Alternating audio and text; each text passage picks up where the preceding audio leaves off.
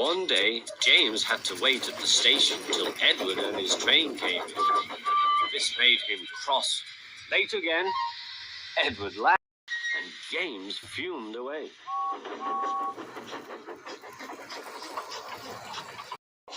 After James had finished his work, he went back to the yard and hopped onto the turntable.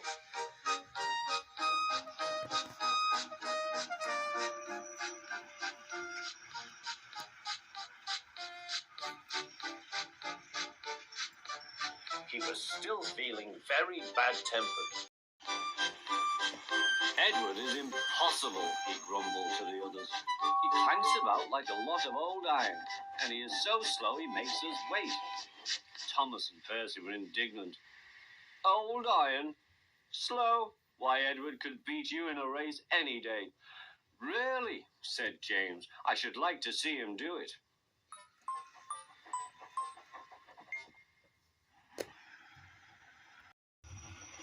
Next morning, James's driver was suddenly taken ill. He could hardly stand, so the fireman uncoupled James ready for shunting. James was impatient. Suddenly, the signalman shouted. There was James puffing away down the line. All traffic halted, he announced at last. Then he told the fireman what had happened.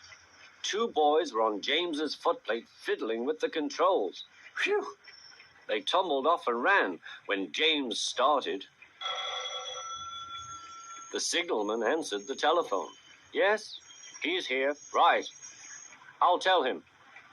The inspector's coming at once. He wants a shunter's pole and a coil of wire rope. What for? Wondered the fireman. Search me, but you'd better get them quickly. The fireman was ready when Edward arrived.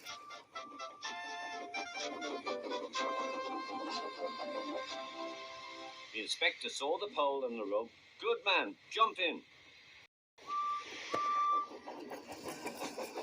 We'll catch him, puffed Edward. James laughing.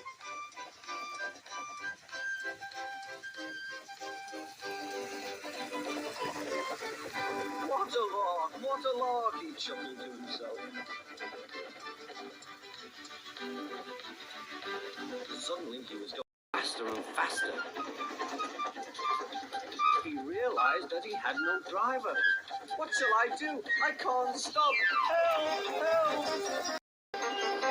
We're coming, called Edward.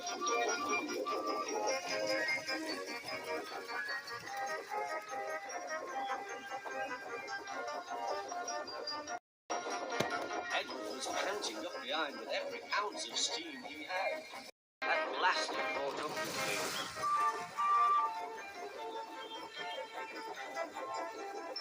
Steady, Edward, called his driver. The inspector stood on Edward's front, holding a noose of rope in the crook of the shunter's pole. He was trying to slip it over James's buffer. The engine swayed and lurched. At last! Got him!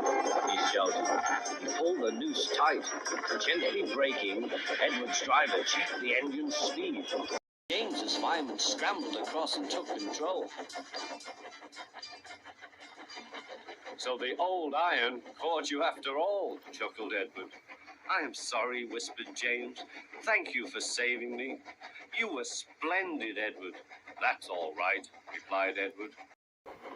The engines arrived at the station side by side. The fat controller was waiting. A fine piece of work, he said. James, you can rest and then take your train. I'm proud of you, Edward. You shall go to the works and have your worn parts mended. Oh, thank you, sir, said Edward. It'll be lovely not to clank.